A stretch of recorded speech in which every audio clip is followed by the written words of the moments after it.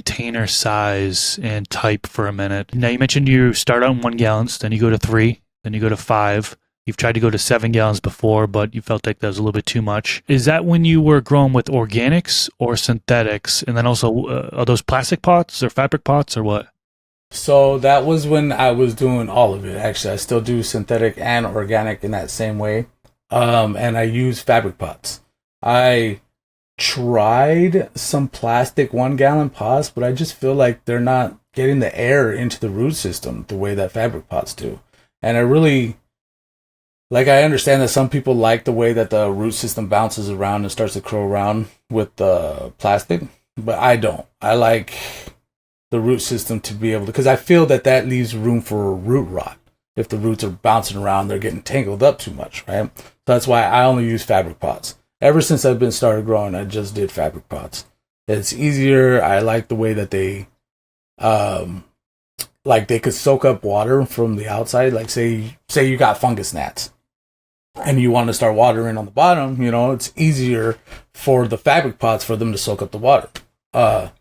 And also I like that the root system, supposedly when the root system goes out and it hits the fabric, it doesn't bounce around. It just stops right there and it starts to get bigger and bigger. And so the root system is very healthy in there. I think it's healthier with fabric pots. Yeah, they're different. And I did the 1 gallon to 3 gallon to 5 gallon to 7 gallon. One of my other friends, he does like, I don't even know, I think like a 20 gallon or something pot in his plants. And I was like, bro, you are a savage. If I did that, my plants would be the size of the house. Different strokes for different folks. Yeah, there are so many different ways to go about it. Some people use plastic, some people use fabric.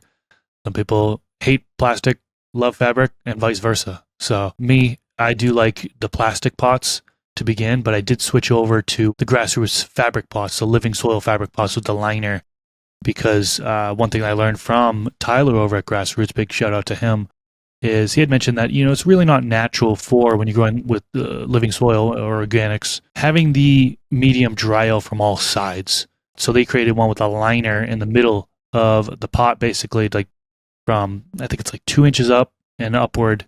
So there's a little bit of aeration on the bottom, more than you'd get in a plastic pot.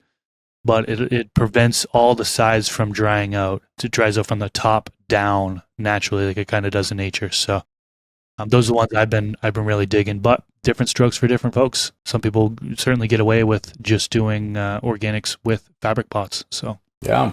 And I just recently started washing my pots. I went and bought new pots every time. So when I first started growing, I was wasting a lot of money, I feel like. I didn't reuse my soil. I didn't rewash my pots. I just went and got new stuff. And after a while, it started adding up. That money adds up. So I recently just started washing the pots. And I feel like it works. As long as you run them through 2 times, boom, everything comes out nice and clean. And you can just reuse it. This clip is brought to you by AC Infinity. Use discount code MrGrow at 15 to save on any of their products.